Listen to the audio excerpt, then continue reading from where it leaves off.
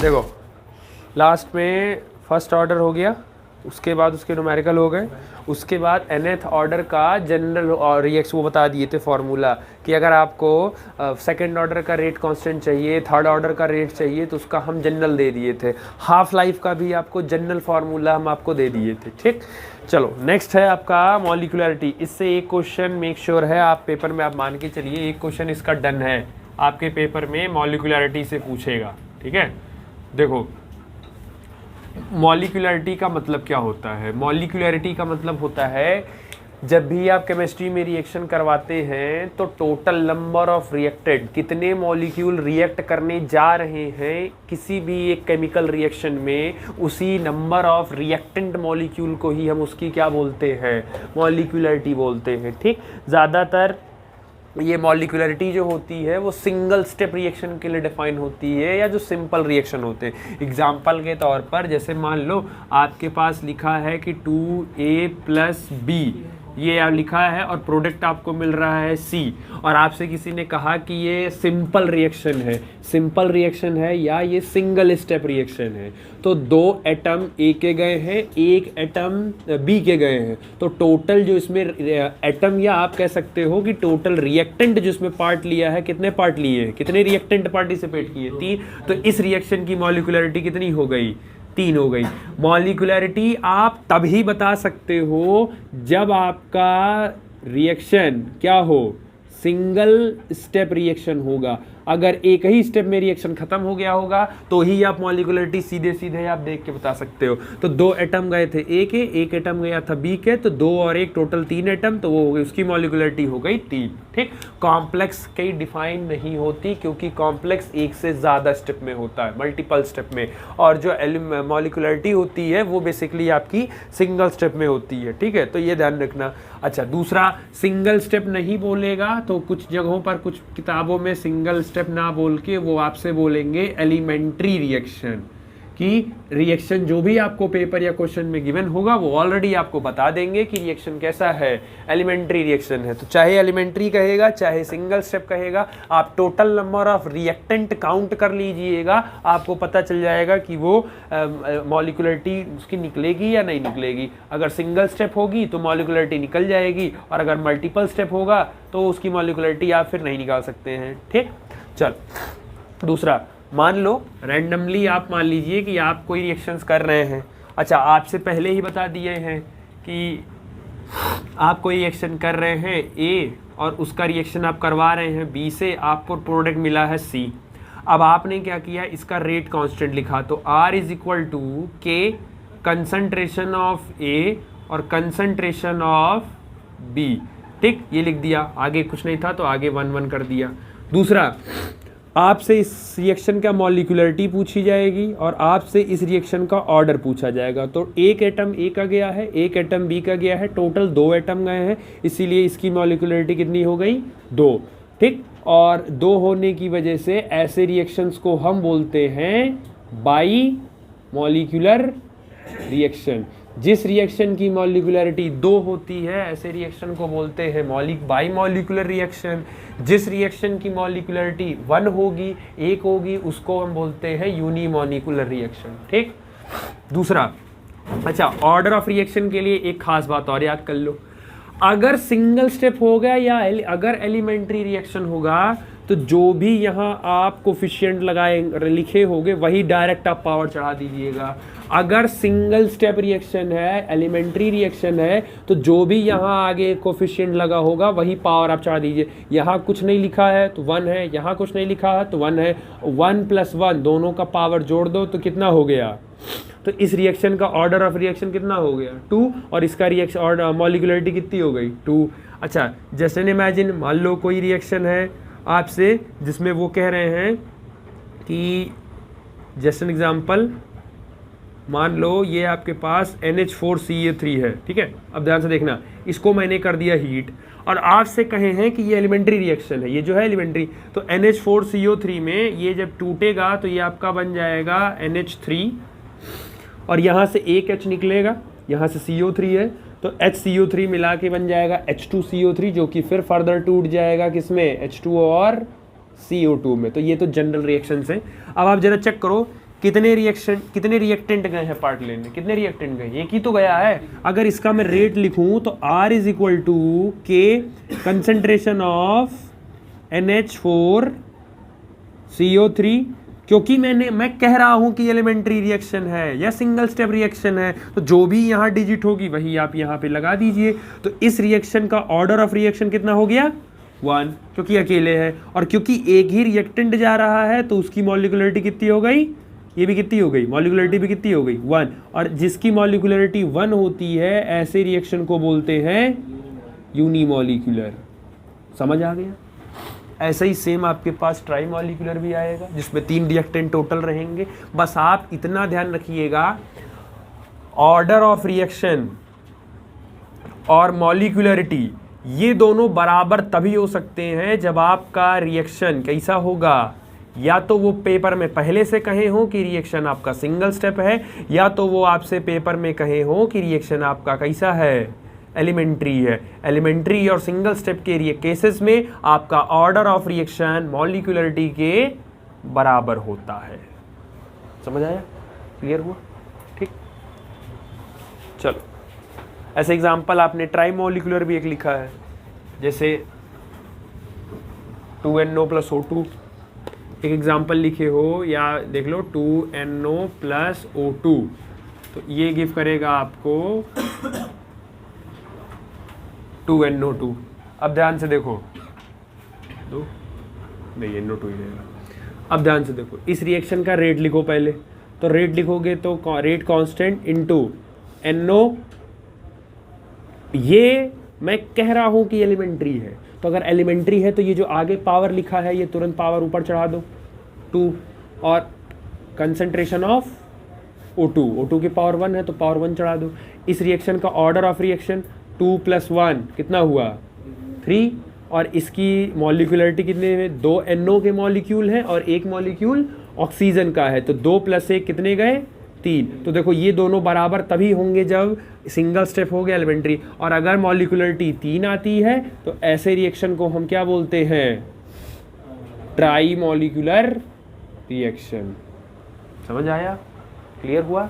तो अगर एक मॉलिक्यूल गया है तो यूनिमॉलिक्यूलर, अगर 2 मॉलिक्यूल गए हैं रिएक्ट करने तो बाई मॉलिक्यूलर, या सिंपल आप कर सकते हो कहीं मारपीट हुआ है और लड़ने सिर्फ एक लोग गए हैं, मारपीट करने सिर्फ अकेले गया है वो, तो यूनिमॉलिक्यूलर। 2 लोग गए हैं साथ में तो बाई मॉलिक्यूलर, 3 लोग गए हैं लड़ने तो ट्राई मॉलिक्यूलर। समझ आया? ट्राई मॉलिक्यूलर से ज़्यादा 4 जाते हैं, बट 4 का उतना प्रॉपर प्रोडक्ट बनने के चांसेस कम हो जाते हैं, तो 3 तक ही सफिशिएंट माना जाता है।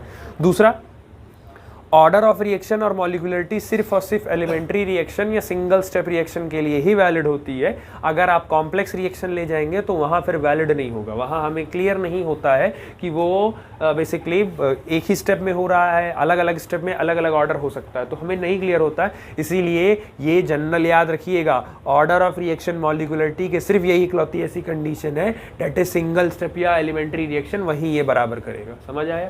क्लियर हुआ? चलो, उसके बाद एनसीईआरटी ने अलग से हेडिंग डाल के समझवाया है सूडो ऑर्डर रिएक्शन। ठीक है, अब पेपर में सीबीएसई के सिलेबस में तो ऐसा कहीं लिखा नहीं है कि आएगा, और ये भी नहीं लिखा है कि नहीं आएगा, लेकिन क्योंकि ऑर्डर का है तो उसमें ज़्यादा कोई रेट कांस्टेंट नहीं है। पहली बात तो इसमें जो वर्ड लिखा है इस वर्ड को पहले आप क्लियर कर लो, सूडो ऑर्डर रिएक्शन। सूडो का मतलब क्या होता है? सूडो वर्ड पहली बार नहीं आया होगा, बायो वाले हो तो जान रहे हो। सूडो कहाँ आया था? बायो के कहाँ पर सूडो वर्ड आया था? हाँ, सूडोपोडिया, अमीबा का फॉल्स फीट, सूडोपोडिया ही तो बनाता था अपने खाने को, वो सूडोपोडिया से फॉल्स फीट से वो अंदर कर लेता था। इसका मतलब सूडो का मतलब है एक्चुअल जो दिख रहा है वो है नहीं, और जो है वो दिख नहीं रहा है। तो ऑर्डर ऑफ रिएक्शन में कुछ ना कुछ गड़बड़ हुई है।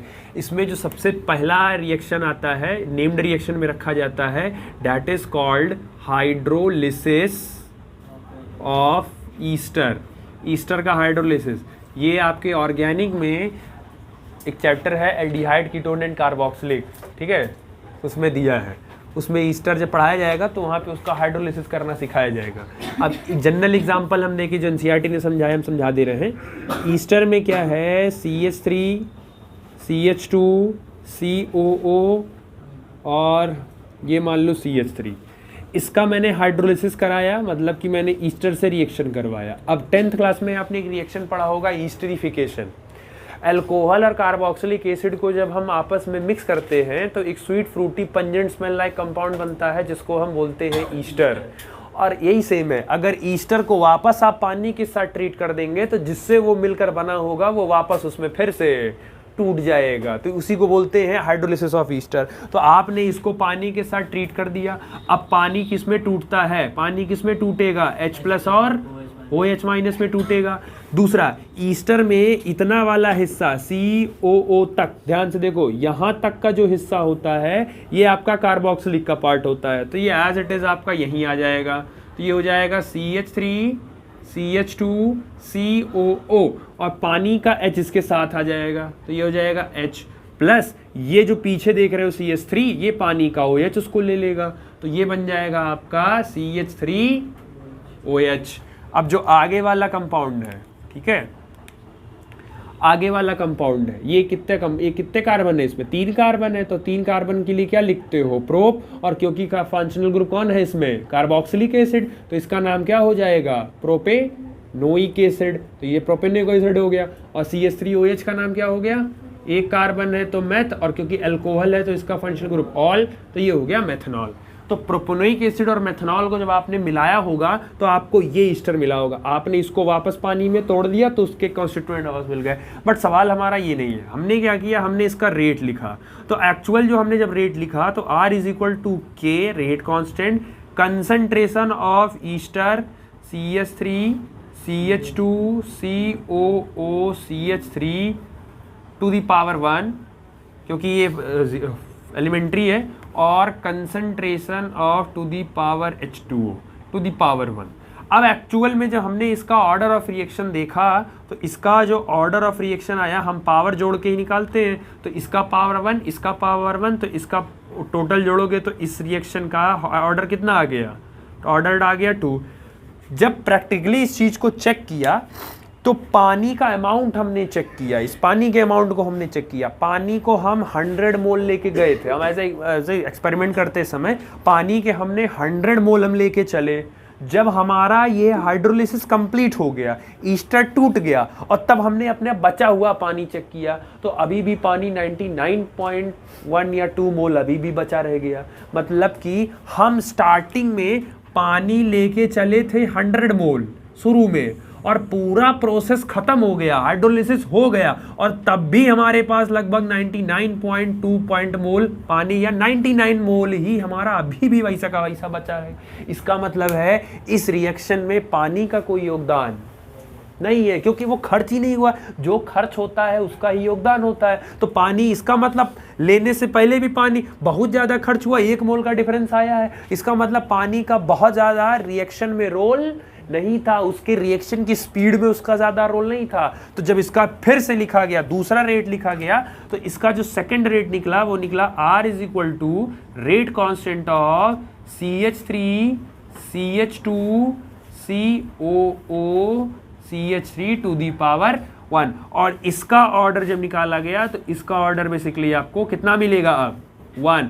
एक्चुअल ऑर्डर था कितना, ऑर्डर है कितना, तो पहले था कितना, 2, है कितना, इसीलिए क्या है, किसका एग्जांपल नहीं, सूडो ऑर्डर। क्योंकि देख के किसका लग रहा है, ये नॉर्मल आदमी जब ये देखेगा तो यही कहेगा ना कि मैं कह दूं अगर आपसे कि एलिमेंट्री रिएक्शन था, ये एलिमेंट्री रिएक्शन है, तो एलिमेंट्री में आप यही बोलोगे ना, इसका यानी इसके आगे जो लिखा है और इसके, तो इसके आगे 1 है, इसके आगे 1 है, तो दोनों का पावर ऐड कर दोगे 2, तो आप तो तुरंत बता दोगे 2 है। बट एक्चुअल में इसका ऑर्डर 2 नहीं था, इसका ऑर्डर क्या था, 1। क्योंकि वाटर जो होता है वो बहुत एक्सेस अमाउंट में हम लेते हैं, और एक्सेस अमाउंट में लेने की वजह से वाटर बहुत ज़्यादा खर्च ही नहीं हो पाता। तो जब ज़्यादा खर्च नहीं होता तो जैसे पहले लिए थे वैसे का वैसा एज इट इज बचा रह जाता है। तो एक्चुअल उसका ऑर्डर 2 ना होकर एक्चुअल उसका ऑर्डर 1 रहता है। तो इसीलिए जो दिखता है वो इसमें होता नहीं है, इसीलिए सूडो ऑर्डर बोल रहा है, क्योंकि जो दिख रहा है वो एक्चुअल नहीं है।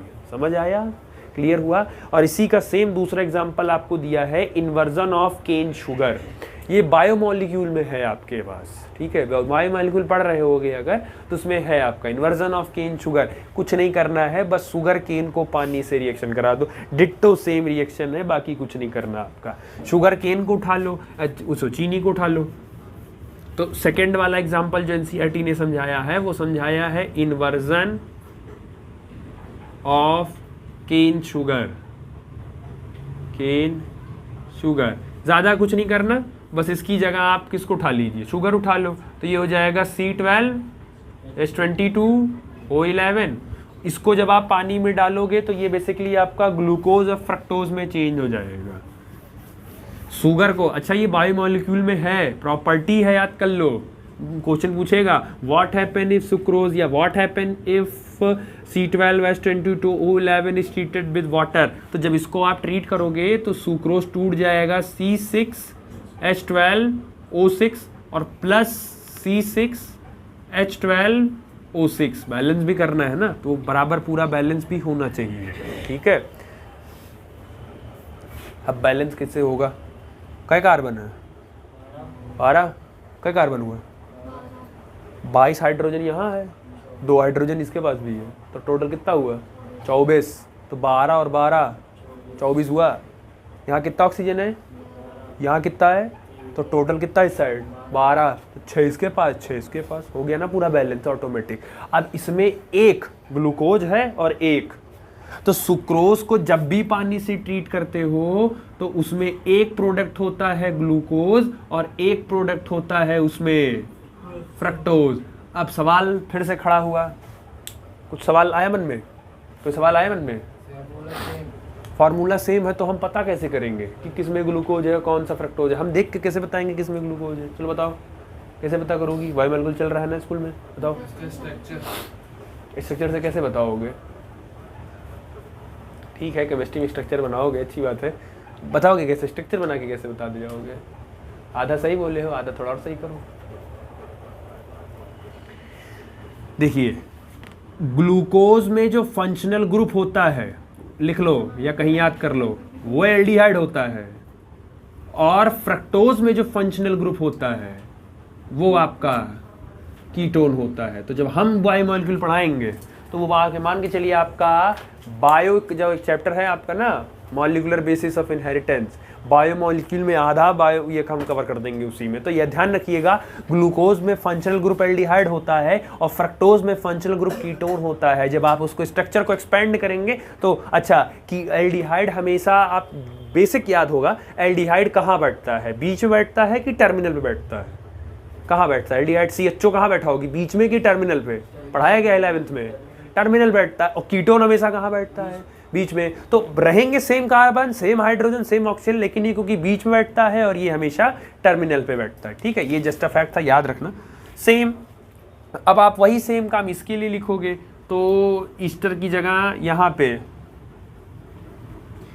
ईस्टर की जगह यहाँ पे आपका कौन आ जाएगा? चीनी आ जाएगा। C12H22O11 एलिमेंट्री रिएक्शन है तो पावर 1 ऑर्डर ऑफ रिएक्शन 1 हो गया। बट जब एक्चुअल है वही फिर से एक्सपेरिमेंट करके चेक किया तो पानी पे बहुत ज़्यादा रोल नहीं पड़ा। तो जब पानी पे बहुत ज़्यादा रोल नहीं पड़ा तो हमने ओवरऑल देखा कि जो पूरे रिएक्शन का जो रेट है वो अकेले सिर्फ किस पे डिपेंड कर रहा है? शुगर पे ही कर रहा है। तो बाद में जब चेक किया तो एक्चुअल शुगर पे डिपेंड कर रहा है, इसका उसका ऑर्डर ऑफ रिएक्शन 1 है। एनसीईआरटी ने 2 एग्जाम्पल दिए हैं, सूडो ऑर्डर ऑफ रिएक्शन के सिर्फ 2 एग्जाम्पल एनसीईआरटी ने कोट किया है। पहला हाइड्रोलिसिस ऑफ ईस्टर और दूसरा इन्वर्जन ऑफ केन शुगर। वो सीधे सीधे आपसे पूछेंगे write the examples of pseudo order reaction या explain pseudo order reaction, give the example of pseudo order reaction. तो वो सीधे सीधे आपसे एक्सप्लेन करवाएंगे। तो पहले डेफिनेशन लिख दो कि अब इतना तो पढ़ लिए ना कि एक्चुअल में जो ऑर्डर है वो एक्चुअल नहीं, वो ऑर्डर वो नहीं है। या आप फिर उसके बाद लिखिए, फिर बाकायदा आपको पता है तो आप दोनों पूरा बाकायदा एक पन्ने में कर दो एक्सप्लेन, पूरा लिख के दोनों एग्जांपल देके ऐसे ऐसे है तो एग्जामिनर देखेगा, खुद जान जाएगा ये सूडो ऑर्डर में लड़का बच्चा पढ़ के आया है। क्लियर हो गया? ठीक, ये समझ आ गया। चलो, उसके बाद आता है आपका complex reaction, that is called आपका मल्टी स्टेप रिएक्शन। अब क्योंकि कॉम्प्लेक्स रिएक्शन जो होते हैं या आपके जो मल्टी स्टेप रिएक्शन होते हैं, अच्छा एक बात और, ये जो सूडो ऑर्डर रिएक्शन होते हैं ये एलिमेंट्री के एग्जांपल हैं, ये ध्यान रखिएगा, एलिमेंट्री का एग्जांपल है। जानते हो दिक्कत क्या होती है? एनसीईआरटी ने एलिमेंट्री तो दिया है, सिलेबस में एलिमेंट्री है, सिंगल स्टेप रिएक्शन है, लेकिन सूडो ऑर्डर उसने कहीं नहीं लिखा है। लेकिन सूडो ऑर्डर एग्जाम्पल किसका है? एलिमेंट्री का। तो अगर पेपर में दे भी दिया तो आप नहीं क्रॉस कर पाएंगे उसको, क्योंकि एलिमेंट्री का एग्जाम्पल कौन है? सूडो ऑर्डर रिएक्शन तो वो आपसे घुमा के पूछ लेंगे। तो कुल मिला के ये थोड़ा सा ध्यान रखिएगा कि दोनों एग्जाम्पल जो आपने किया है, ये इन्वर्जन ऑफ केन शुगर का और हाइड्रोलिसिस ऑफ ईस्टर का, दोनों एग्जाम्पल किसके हैं? एलिमेंट्री रिएक्शन या सिंगल स्टेप रिएक्शन के हैं। ठीक, चल उसके बाद सेकंड आता है आपका complex reaction. Complex reaction, complex reaction जो होते हैं वो मल्टीपल स्टेप में होते हैं, वो एक स्टेप में नहीं होगा।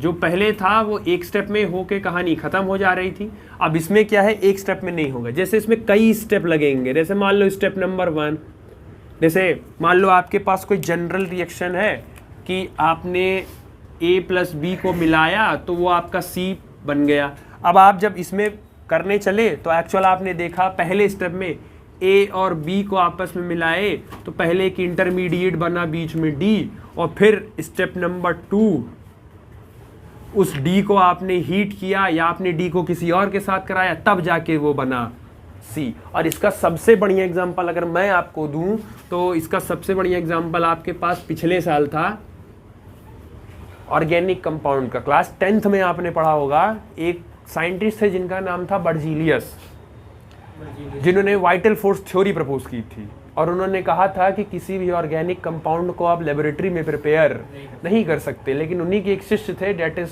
Known as Friedrich Wohler. उन्होंने दो कंपाउंड को आपस में मिक्स कर दिया था, और ज़्यादा देर होने की वजह से, उनकी गलती होने की वजह से विश्व का पहला ऑर्गेनिक कंपाउंड लेबोरेटरी में सिंथेसाइज्ड हो गया था, डेट इज कॉल्ड यूरिया। पहला ऑर्गेनिक कंपाउंड बना था। तो यूरिया बनने 2 स्टेप में हो, आप चाहो तो 1 स्टेप में बना सकते हो, लेकिन यूरिया एक्चुअल में 2 स्टेप में बनता है।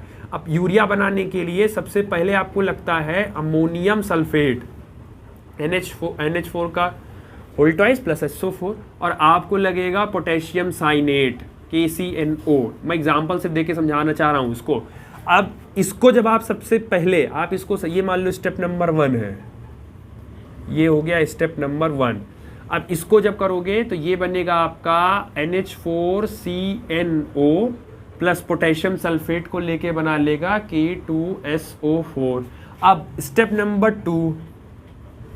नंबर 2 में आपका जो अमोनियम साइनेट है NH4CNO, ये कॉन्टिन्यूसली हीट होता रहता है और ये अपने आप को ही रीअरेंज कर लेता है, डेट इज NH2CONH। अगर मैं ये कहूँ इस दोनों रिएक्शन को आप जोड़ दीजिए, तो आप दोनों रिएक्शन को जब जोड़ोगे तो आप क्या लिखोगे, NH4 का होल ट्वाइस SO4, सारे लेफ्ट वाले एक साथ लिख दो, प्लस NH4CNO, सारे लेफ्ट वाले हो गए, नहीं एक बच्चा रह गया, प्लस KCNO गिव्स, अब सारे राइट वाले एक साथ लिखो, तो NH4CNO plus K2SO4 plus NH2CONH। अब ध्यान से देखो, ये और ये कट जाएगा कुल मिला के, तो ये आपके पास जो ओवरऑल बचा वो तो बचा NH4 का whole twice SO4 plus KCNO gives NH2CONH2 plus K2SO। आप सीधे एक स्टेप में ये भी तो लिख सकते थे, आपको पेपर में सीधे एक स्टेप ही ऐसे मिलेगा, लेकिन एक्चुअल ये एक स्टेप में नहीं हुआ, ये टोटल कितने स्टेप में करवाए गए हैं, 2 स्टेप में हुए हैं। तो जब कोई भी रिएक्शन एक स्टेप की बजाय कई सारे स्टेप्स में होता है तो ऐसे रिएक्शंस को ही हम क्या बोलते हैं, कॉम्प्लेक्स रिएक्शन। शायद याद हो, इलेक्ट्रोकेमिस्ट्री जब पढ़ा रहे थे तो उसमें भी यही कर रहे थे, एक स्टेप पे लिखते थे ऑक्सीडेशन का रिएक्शन, फिर पूरा रिडक्शन का रिएक्शन, फिर दोनों को जोड़ते थे। इलेक्ट्रोलिसिस वाले में याद है, एनोड का प्रोडक्ट अलग लिखते थे, कैथोड का प्रोडक्ट अलग लिखते थे, फिर फाइनल एक नेट रिएक्शन लिखते थे ना नीचे ले जाके, सेम वही काम है। तो ये आपको सीधे एक रिएक्शन, आपको भले ये दिख रही है लेकिन ये एक रिएक्शन ऐसे एक ही बार में नहीं हुआ होगा कि अमोनियम सल्फेट और पोटेशियम साइनेट को बस मिला दिया और डायरेक्ट वो रिएक्शन कंप्लीट होगा, ऐसा नहीं हुआ होगा। वो 2 स्टेप में करवाया गया है। अमोनियम सल्फेट पोटेशियम साइनेट को हीट करके अमोनियम साइनेट बना, फिर उस अमोनियम साइनेट को हीट किया गया। तो ये 2 रिएक्शन 2 स्टेप्स में हुई है, और जब भी रिएक्शन एक से ज़्यादा स्टेप में होती है तो वो कॉम्प्लेक्स होती है और वो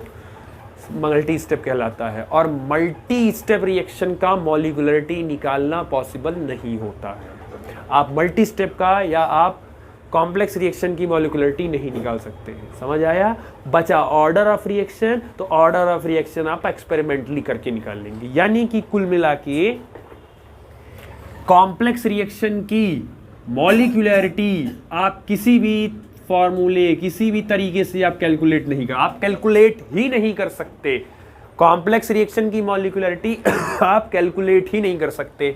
तो ये तो निकल गया वैसे ही। अब दूसरा बचा ऑर्डर ऑफ रिएक्शन, तो ऑर्डर कैलकुलेट करोगे, लेकिन ऑर्डर कैलकुलेट करने के लिए आपको क्यों थ्योरेटिकली नहीं करना पड़ेगा? उसका ऑर्डर ऑफ रिएक्शन आपको कैसे मिलेगा? एक्सपेरिमेंटली ही मिलेगा। वो आपको पहले से या तो बता के रखेंगे कि इसका ऑर्डर ये है या ये है, तो वो आपको पहले से एक्सपेरिमेंटली ही कैलकुलेट करना पड़ेगा। आपके पास दो तरीके के रिएक्शन हो गए, एक सिंगल स्टेप मॉलिक्यूलरिटी, तो सिंगल स्टेप रिएक्शन की जो मॉलिक्यूलरिटी होगी वही उसकी ऑर्डर ऑफ रिएक्शन होगी, और सिंगल स्टेप में हो जाएगी तो निकालना आसान है। सीधे स्टोइचियोमेट्रिक कोएफिशिएंट पावर चढ़ाइए, पावर जोड़ दीजिए, निकल जाएगा, तो वो तो आसान है। कॉम्प्लेक्स रिएक्शन की मॉलिक्यूलरिटी आप चाह के भी कैलकुलेट नहीं कर सकते, क्योंकि वो मल्टीपल स्टेप में परफॉर्म होता है। किस में कितना, अब ये बताओ इसमें टोटल कितने मॉलिक्यूल गए हैं? इसमें तो टोटल 2 गए हैं, एक इसका गया है, एक इसका। तो पहले स्टेप में तो 2 लोग लड़ने गए हैं, दूसरे स्टेप में कितने गए हैं? तो आप डिसाइड कैसे करोगे कि 2 ले जाना है कि 1 ले जाना है? तो इसमें कंफ्यूजिंग है ना। पहले स्टेप में 2 लोग मारपीट करने चले गए, अगले स्टेप में 1 ही लोग मारपीट करने गए, तो हम क्लियर कैसे करेंगे कितने हैं? लेकिन सिंगल स्टेप में क्लियर रहता है ना। एक स्टेप हुआ, एक स्टेप में 10 लोग गए, 5 लोग गए, 3 लोग गए, वही उसकी मॉलिक्यूलरिटी। तो मल्टीपल स्टेप में हमें नहीं क्लियर होता, इसीलिए कॉम्प्लेक्स रिएक्शन की मॉलिक्यूलरिटी हम कैलकुलेट नहीं करते हैं या कर भी नहीं सकते हैं। बचा ऑर्डर ऑफ रिएक्शन, वो आपको एक्सपेरिमेंटली ही निकालना पड़ेगा, या वो आपको ऑलरेडी पेपर में पहले से गिवन रहेगा कि ये 3 टाइम्स पे डिपेंड कर रहा है या 4 टाइम्स पे कर रहा है, तो वो ऑलरेडी आपको पेपर में गिवन करके वो भेजेंगे। समझ आया? क्लियर हुआ? अब इसमें एक जो क्रॉस क्वेश्चन आपसे वो पूछेंगे, वो आपसे पूछेंगे कि मॉलिक्यूलरिटी 3 और 3 से ज़्यादा पॉसिबल है कि नहीं। तो याद कर लीजिए, मॉलिक्यूलरिटी कभी भी 3 से ज़्यादा पॉसिबल नहीं है। मैक्स टू मैक्स मॉलिक्यूलरिटी आप 3 ले जाएंगे, उससे ज़्यादा मॉलिक्यूलरिटी नहीं हो सकती। हाँ, ऑर्डर ऑफ रिएक्शन 3 से ज़्यादा हो सकता है, लेकिन मॉलिक्यूलरिटी कभी भी 3 से ज़्यादा नहीं। या तो 3 रखिए, 3 से कम रखिए, बस इक्वल और लेस देन 3 होगी मॉलिक्यूलरिटी। उससे ज़्यादा मॉलिक्यूलरिटी आप नहीं ले जा सकते, क्योंकि ज़्यादा ले जाओगे तो प्रॉब्लम क्या है? मॉलिक्यूलरिटी मतलब होता क्या है, क्या आप समझाए कि जब रिएक्टेंट आपस में रिएक्ट करते हैं, कोलाइड करते हैं, तो कोलाइड करने के बाद रिएक्टेंट किस में कन्वर्ट हो जाता है? प्रोडक्ट में। तो अगर 3 से ज़्यादा लोगों को लड़ाओगे आपस में, तो वो जो कोलिजन है वो बहुत ज़्यादा इफेक्टिव। आप बताइए, 4 लोग को अगर लड़ा रहे हो और आप सिर्फ 2 लोग को लड़ा रहे हो, तो ज़्यादा इफेक्टिव कोलिजन कहाँ पे है? 2 लोग वाले में ज़्यादा इफेक्टिव होगा, क्योंकि क्लियर कट 2 लोग को ज़्यादा हार्म होगा। 4 लोग वाले में बढ़ जाएगा ना, तो चोट उतनी ज़्यादा नहीं लगेगी, क्योंकि 4 लोग लड़ेंगे तो चोट थोड़ी थोड़ी बढ़ जाए। लेकिन 2 ही लोग अगर आपस में लड़े हैं तो चोट ज़्यादा इफेक्टिव, यानी इफेक्टिव कोलिजन 1 लोग, 2 लोग और 3 लोग के लड़ने पे होती है। अगर 3 से ज़्यादा आप लेकर गए तो वो कोलिजन इफेक्टिव नहीं कहलाएगा। इसीलिए molecularity can never be greater than 3। और ये क्वेश्चन आपसे पूछा जाएगा, why molecularity can never be greater than 3। Practical देने जब बैठोगे तो वो पूछेंगे मॉलिक्यूलरिटी कितनी हो सकती है, तो मॉलिक्यूलरिटी 2 हो सकती है, हाँ हो सकती है। 3 हो सकती है, हाँ हो सकती है। 4 हो सकती है, नहीं। क्यों नहीं हो सकती है? क्योंकि 4 होते ही मॉलिक्यूलरिटी इफेक्टिव कोलिजन और ओरिएंटेशन, प्रॉपर जो ओरिएंटेशन होगा, एक तो ओरिएंटेशन नहीं बैठा पाओ, 4 लोग को बैठा नहीं पाओगे प्रॉपरली, सबसे बड़ी दिक्कत। और अगर बैठा लिए तो फिर कोलिजन ढंग इफेक्टिव नहीं करा पाओगे कि आपका रिएक्टेंट किस में कन्वर्ट हो जाए? प्रोडक्ट में। क्योंकि रिएक्टेंट में आपस में टकराव होता है, तब ही रिएक्टेंट जाके कन्वर्ट होता है किसमें? प्रोडक्ट में। बिना रिएक्टेंट के अंदर कोलिजन हुए वो प्रोडक्ट में कन्वर्ट नहीं होता है। तो कोलिजन आपको एकदम सटीक रखना पड़ेगा, तभी वो जाके प्रोडक्ट में कन्वर्ट होगा। इफेक्टिव कोलिजन करानी पड़ेगी आपको। समझ आया? क्लियर हुआ? चलो क्वेश्चन लिखो। वहां तक लिखे होगे ना, कॉम्प्लेक्स तक? हाँ, कॉम्प्लेक्स लिखा ना। अब चलो क्वेश्चन लिखो। Y molecularity is equal or less than 3? Y molecularity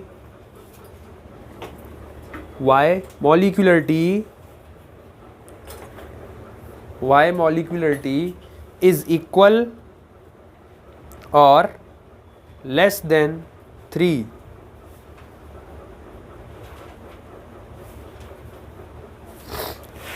Y molecularity is equal or less than 3? चलो आंसर लिखो। The probability of the probability of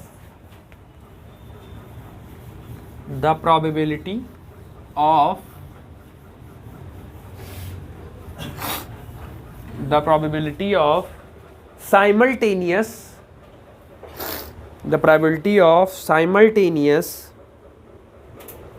and effective collision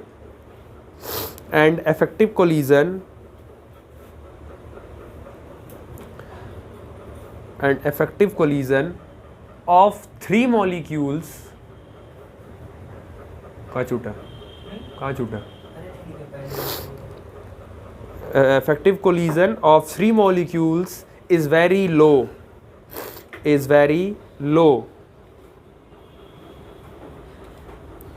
तो अगर 3 या 3 से ज़्यादा रखते हो तो जो इफेक्टिव कोलिजन होगी वो काफ़ी कम हो जाएगी और प्रोडक्ट बनने के चांसेस काफ़ी कम हो जाएंगे. Full stop.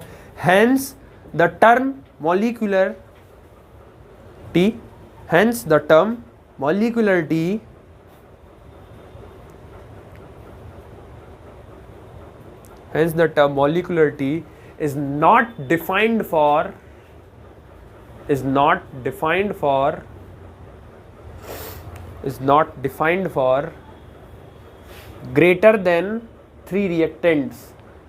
is not defined for greater than 3 reactants.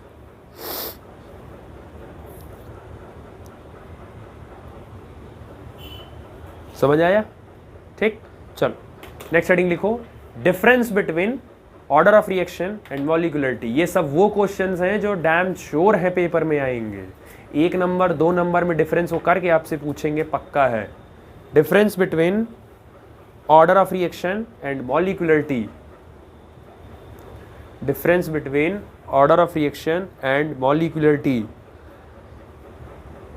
एक तरफ ऑर्डर ऑफ रिएक्शन और एक तरफ मॉलिक्यूलरिटी. एक तरफ कॉलम बनाओ ऑर्डर ऑफ रिएक्शन और एक तरफ molecularity.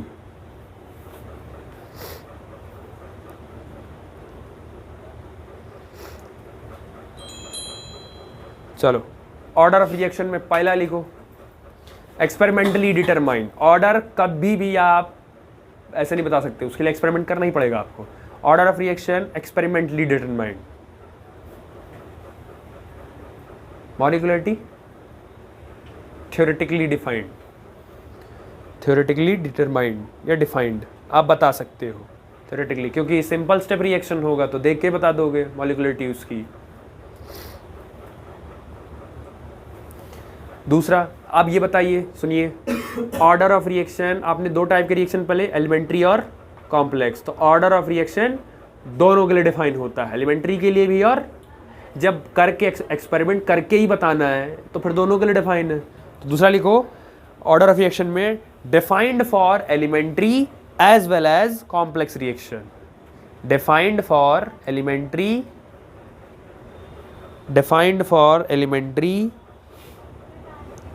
as well as complex reaction.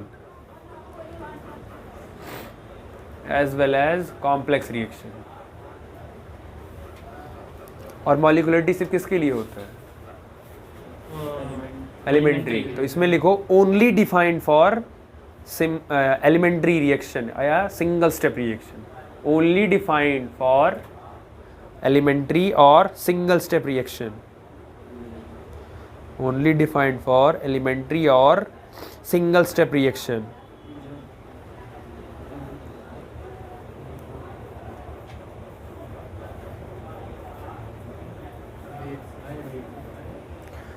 Next, order of reaction आपका पॉजिटिव भी हो सकता है, जीरो भी हो सकता है, नेगेटिव भी हो सकता है और फ्रैक्शन भी हो सकता है. ठीक. Order of reaction will be positive, negative, zero, fraction. कुछ भी हो सकता है वो. Positive, negative, zero, fraction.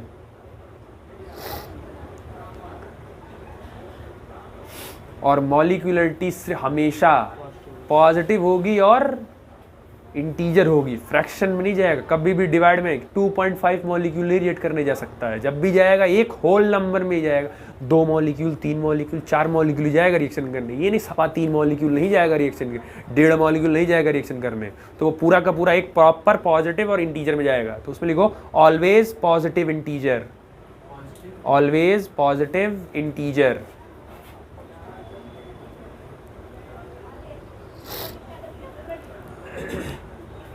Always positive integer, ठीक। चलो इसमें आओ। Order of reaction can be greater than 3। Order 3 से ज़्यादा हो सकता है, 3, 4, 5, 5th order, 6th order, 7th order, वो आप ले जा सकते हो। तो order of reaction can be greater than 3।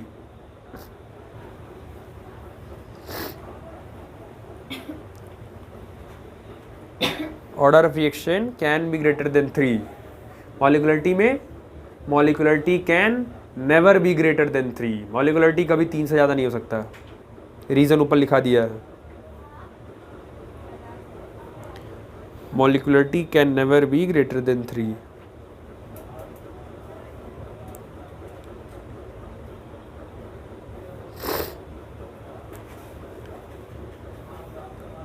ठीक। चलो अब नेक्स्ट हेडिंग लिखो, effect of temperature on rate of reaction. किसी भी रिएक्शन पे टेम्परेचर का क्या रोल पड़ता है? Effect of temperature on rate of reaction. Effect of temperature on rate of reaction. अच्छा, जनरली आप बताइए, किसी भी रिएक्शन का अगर मैं टेम्परेचर बढ़ा दूं तो उसका रेट ऑफ रिएक्शन बढ़ेगा कि घटेगा? ऑब्वियस है, अगर किसी भी रिएक्शन का आप टेम्परेचर बढ़ाते हो तो उस रिएक्शन में प्रेजेंट मॉलिक्यूल्स की काइनेटिक एनर्जी, अब मॉलिक्यूल्स की काइनेटिक एनर्जी बढ़ेगी तो उसकी रिएक्शन करने की स्पीड तेज हो जाएगी ना, तो जल्दी हो जाएगा। यानी कि टेम्परेचर के बढ़ाने से किसी भी रिएक्शन का रेट क्या होता है? बढ़ता है। अभी एग्जैक्ट कितना बढ़ता है वही आपको पता करना है इसमें, ठीक है। तो एक लाइन लिख लो पहले, in most of the reaction, in most of the reaction, in most of the reaction on increasing temperature, on increasing temperature, rate of reaction,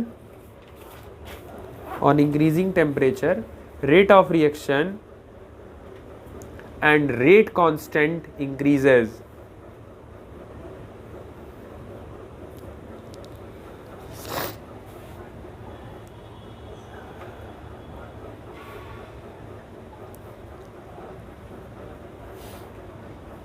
हो गया। अब नीचे हेडिंग लिखो, approx dependency. Approx dependency heading है, approx dependency, approx dependency of ROR on temperature, मतलब rate of reaction. Approx dependency of rate of reaction on temperature, on लिखो approx dependency of ROR on temperature, temperature पर approx. तो क्या है कि पहले हम लोगों ने कहा कि किसी भी रिएक्शन का अगर हम टेम्परेचर बढ़ाएंगे तो उसका रेट ऑफ रिएक्शन बढ़ेगा। तो ये तो है कि बढ़ेगा, मेक श्योर है कि बढ़ेगा। थोड़ा बहुत इसको एक्सपेरिमेंट किया, थोड़ा बहुत पता किया, तो थोड़ा बहुत पता होता करने के बाद हमने ये देखा कि हम जब भी किसी भी रिएक्शन का टेम्परेचर 10 डिग्री तक बढ़ाते हैं तो उस रिएक्शन का जो रेट होता है वो डबल हो जाता है। जैसे अगर कोई रिएक्शन 15 डिग्री पे हो रहा है और उसका हम 10 डिग्री बढ़ा दें, तो अगर पहले उस रिएक्शन का रेट x रहा होगा तो 10 डिग्री बढ़ाने के बाद उस रिएक्शन का रेट कितना हो जाएगा? डबल हो जाएगा। जैसे उसका कितना हो जाएगा? 2x हो जाएगा। अब 15 से 25 किए, 25 से फिर 10 बढ़ा दिए, तो जब फिर 10 बढ़ाए तो कितना हो गया? 35 हो गया। तो 35 हो गया तो रेट 2x के फिर डबल हो जाएगा, तो कितना हो जाएगा? 4x हो जाएगा। 35 से फिर बढ़ाए 10 तो 45 हो गया, लेकिन रेट अभी भी उतना ही रह गया। तो पहले तो एक अप्रॉक्स डिपेंडेंसी लिया कि एक्चुअल में क्या फ़र्क पड़ता है, तो वहाँ से ये निकाला गया कि जब भी किसी भी रिएक्शन का हम 10 डिग्री तक टेम्परेचर बढ़ाते हैं तो उसका जो रेट ऑफ रिएक्शन होता है पहले के कंपैरिजन में कितना हो जाता है? डबल कर दिया जाता है या दुगना हो जाता है। ये देखने को आया। तो इसमें ब्लू पेन से लिखो, generally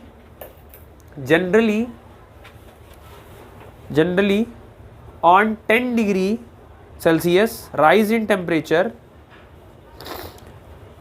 generally on 10 degree rise, RISE, 10 degree Celsius rise in temperature,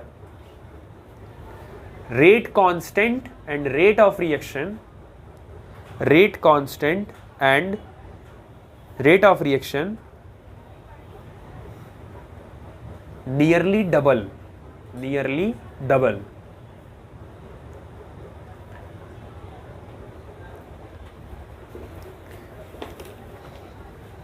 जैसे एग्जाम्पल की, जैसे मान लो पहले आपके पास रेट कांस्टेंट था, तो पहले उसका x था और जिस ये टेम्परेचर पर ये हो रहा था, तो मान लो पहले ये हो रहा था 15 डिग्री सेल्सियस पे, हमने क्या कर दिया, इसका 10 डिग्री बढ़ा दिया, तो 25 डिग्री से हमने इसको 15 से इसको 25 किया, तो जो रेट कांस्टेंट है वो डबल हो गया, 2x हो गया। इसमें फिर बढ़ाया 10 डिग्री, तो ये 35 हुआ, तो ये जस्ट डबल हो गया, तो ये 4x हो गया। चलो 10 डिग्री और बढ़ा लिया, 45 किया, बहुत सारे रिएक्शन है जो 40-45 तक जाते हैं, चलो इसको 8x कर लिया।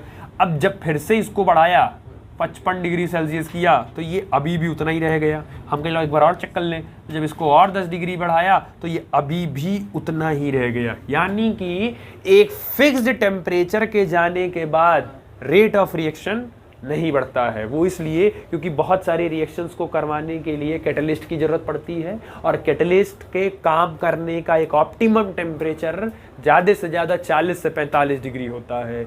यही सेम काम आप एंजाइम के साथ भी बायोमॉलिक्यूल में आप पढ़ेंगे कि एंजाइम मैक्सिमम टू मैक्सिमम 40 से 45 डिग्री तक ही काम करता है। उससे ज़्यादा अगर आपने एंजाइम को लेकर गए तो वो काम नहीं करेगा। तो ये सारे बहुत सारे रिएक्शंस होते हैं जो 40-45 डिग्री, देखो जो रिएक्शंस टेम्परेचर की डिमांड ज़्यादा करता है तो उसके साथ कोई ना कोई अलग से कैटलिस्ट यूज़ किया जाता है। अगर आपको याद हो तो एक प्रोसेस था हेबर्स प्रोसेस, तो उसमें आयरन यूज़ करते थे एज अ कैटलिस्ट और मॉलिबेंडम यूज़ करते थे एज अ प्रमोटर। तो उसमें जो टेम्परेचर रखते थे वो लगभग 200 से 300 डिग्री रखते थे उसमें। तो क्योंकि उसके लिए फिर अलग से कैटलिस्ट डिसाइडेड है पहले से कि हाँ इतने झेलने के लिए इतने चाहिए, तो वैसे ही एक हर रिएक्शन का अपना अपना, बट एक जनरल जो हमने चेक किया वो किया कि 10-10 डिग्री बढ़ाने पर रेट डबल होता है, लेकिन एक फिक्स्ड टेम्परेचर तक। उसके बाद भी अगर आपने टेम्परेचर बढ़ाया तो फिर रेट कॉन्स्टेंट वैसे का वैसा कॉन्स्टेंट है, फिर उसमें चेंज नहीं हो पाएगा। समझ आया? बनाना है, कुछ है नहीं ऐसे, बनाना हो तो बना लो, वैसे है नहीं है, बना ही ले तो बना लो।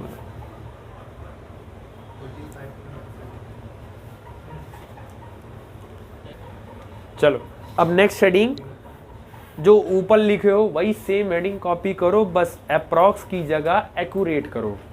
एक्यूरेट डिपेंडेंसी, अब एग्जैक्ट डिपेंड कैसे क्या करता है वो लिखिए। एक्यूरेट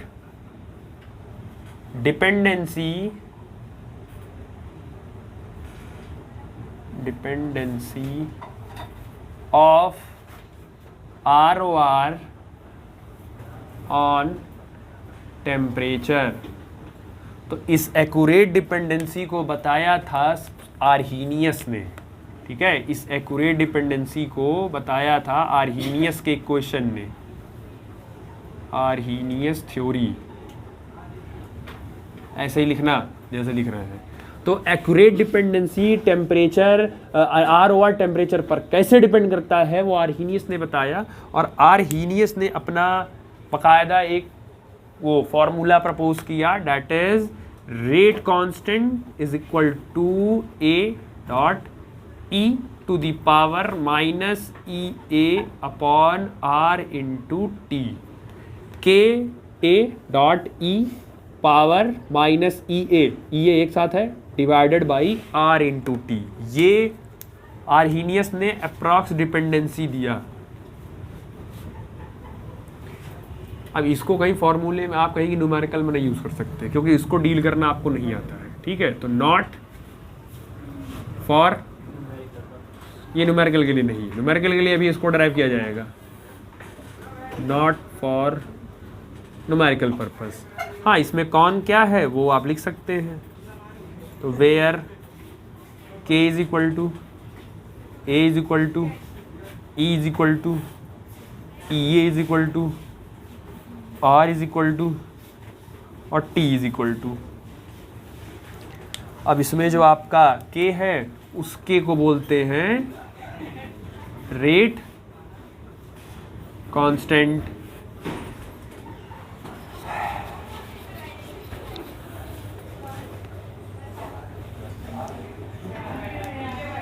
अब एक चीज देखो, ए इधर देखो,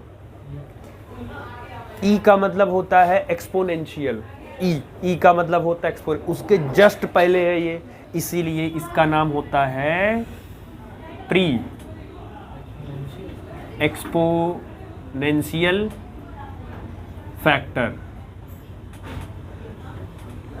पहला नाम। दूसरा, इसका दूसरा नाम होता है फ्रीक्वेंसी फैक्टर। और तीसरा आर्हीनियस कांस्टेंट, आर्हीनियस कांस्टेंट।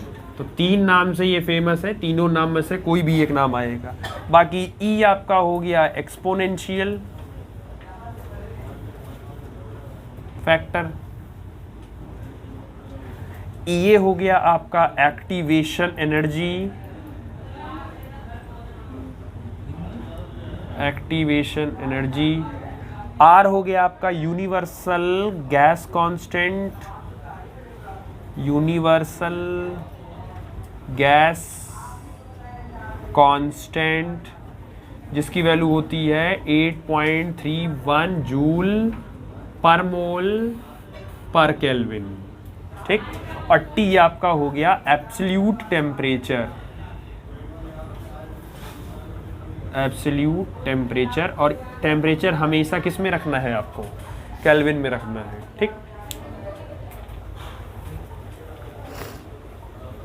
चलो, अभी क्या है कि इसको आप न्यूमेरिकल पर्पस में यूज़ कर नहीं सकते, तो वही है सेम काम, आप इसको न्यूमेरिकल पर्पस के लायक बनाइए इसको।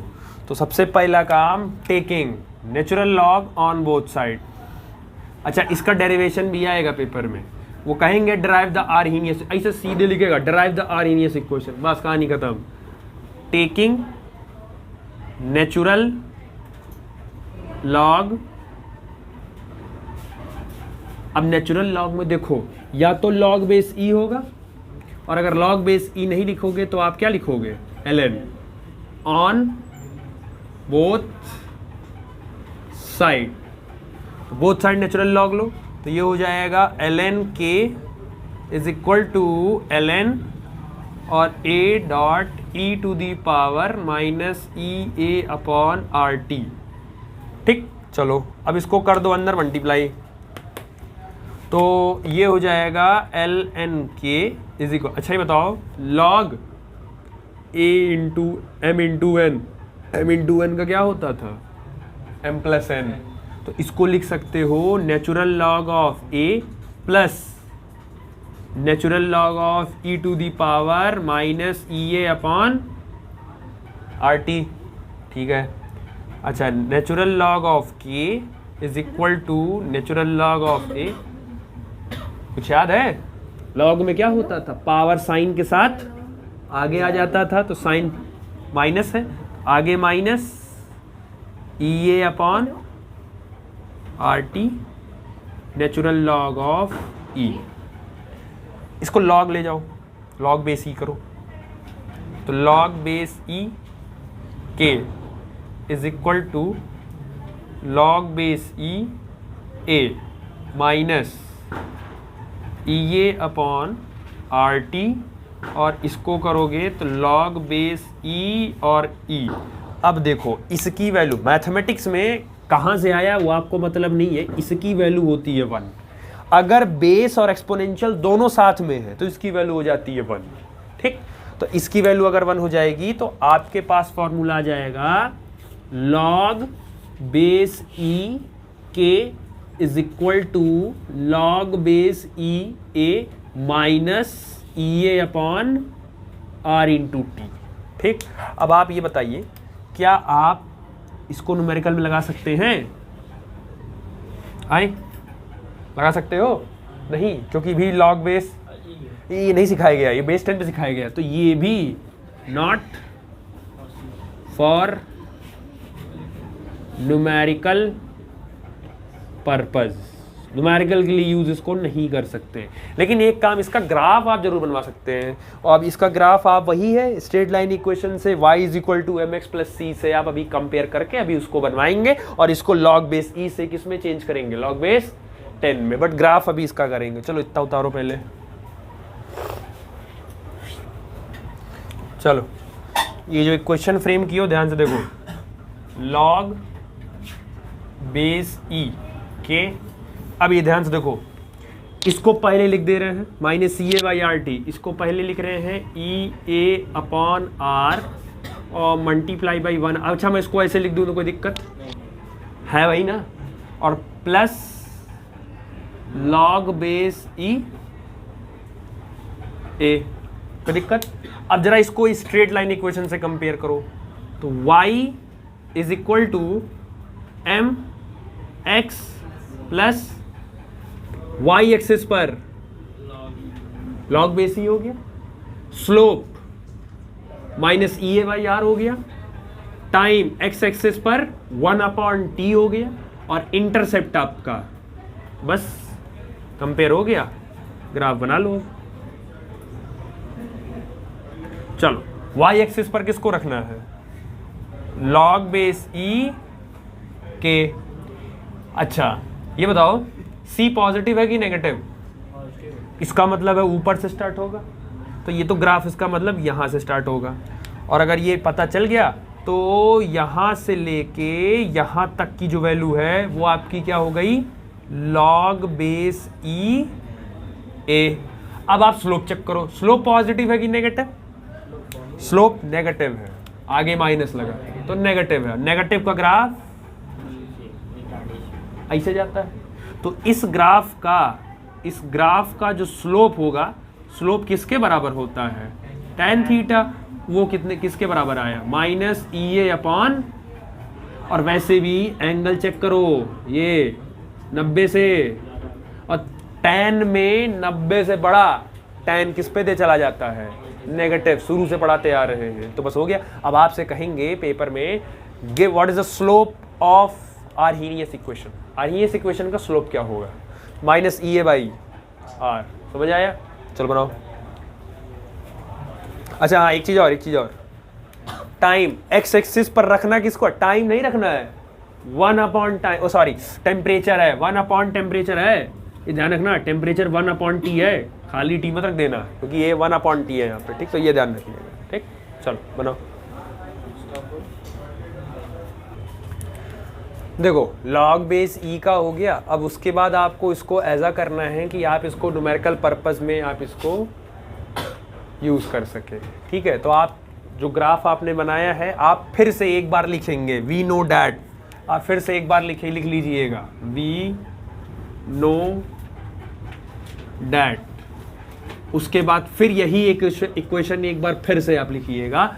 उसके बाद देखिए क्या करना है, बेस e को बेस 10 में कन्वर्ट करने का रूल क्या है, 2.303 से मल्टीप्लाई कर दीजिए, तो ये हो जाएगा 2.303 लॉग बेस e की जगह में यहाँ क्या हो जाएगा,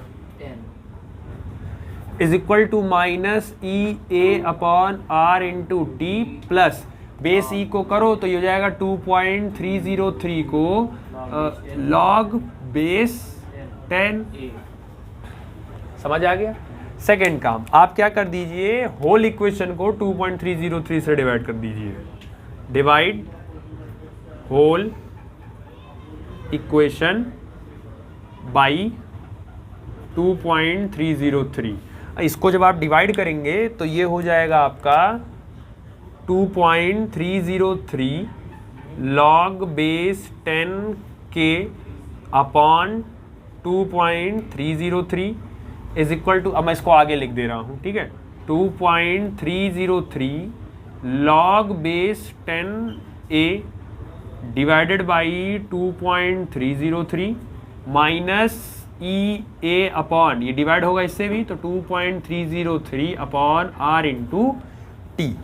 अब ये आपका जाएगा कट, 2.303, 2.303, 2.303, ये कट जाएगा। तो ओवरऑल जो आपके पास फॉर्मूला आया वो आपके पास आ गया log base 10 k is equal to log base 10 a minus ये अपॉन 2.303। ये अब आप इसको अपने न्यूमेरिकल पर्पस में यूज कर सकते हैं। ठीक, ये फॉर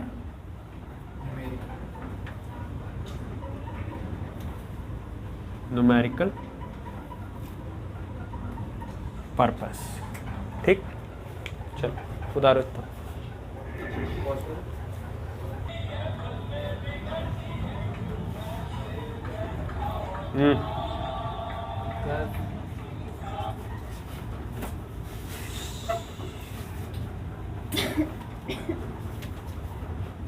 देखो, आप इसी की नीचे से स्टार्ट करिएगा। ठीक है, हमको ऊपर दिखाना था, मैं कर दिया, आप नीचे से स्टार्ट करिएगा।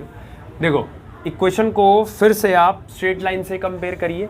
स्ट्रेट लाइन से कंपेयर करने के लिए, या चाहो आप जैसे ये लाइन आप लिखे ही हो ऑलरेडी, उसके नीचे आप क्या कर दो, इक्वेशन को एक बार फिर से रीसेट कर दो।